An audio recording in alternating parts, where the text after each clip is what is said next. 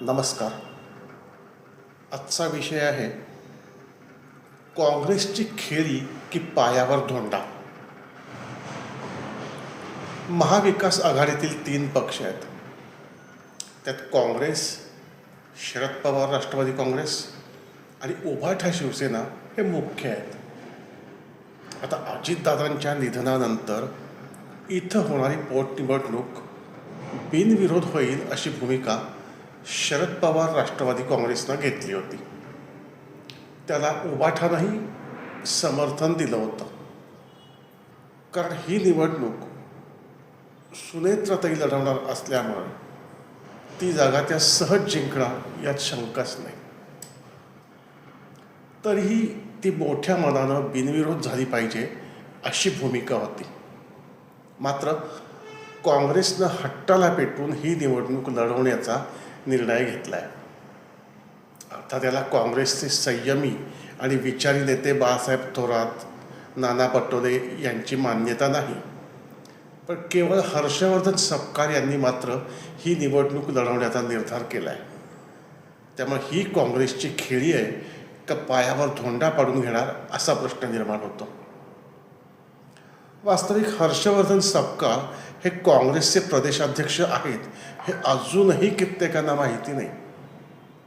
काँग्रेसच्या इतक्या वर्षाच्या इतिहासात इतका प्रभावहीन नेता आजपर्यंत कधी झालेला नव्हता.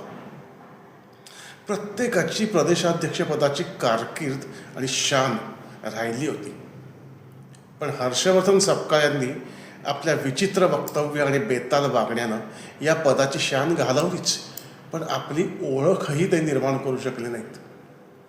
त्यामुळंच बाळासाहेब थोरातांसारखे नेते त्यांच्या मताशी सहमत नाहीत.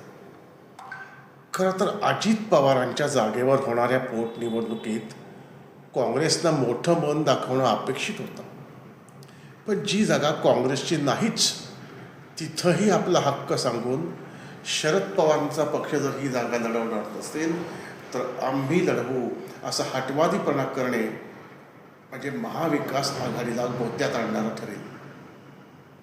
सध्या महाविकास आघाडी अस्तित्वात आहे की नाही अशीच परिस्थिती आहे, पण जर काँग्रेसनं ही निवडणूक हट्टाने लढली तर भविष्यात महाविकास आघाडीचे घटक पक्ष कायम काँग्रेसला लक्ष्य करतील आणि संपवण्यास कारणीभूत होतील. त्यामुळं काँग्रेसची ही खेळी काँग्रेसच्या पायावर धोंडा पाडून घेणारी ठरेल यात शंका नाही. माझ्या तारांकित या यूट्यूब चॅनलला सबस्क्राईब करा, बेल आयकॉनवर क्लिक करा, व्हिडिओला लाईक करा आणि तुमच्या मित्रांबरोबर शेअर करा. आजचा हा व्हिडिओ आवडल्यास नक्की लाईक करा आणि तुमचे मत कमेंटमध्ये सांगा. पुन्हा भेटूयात. धन्यवाद.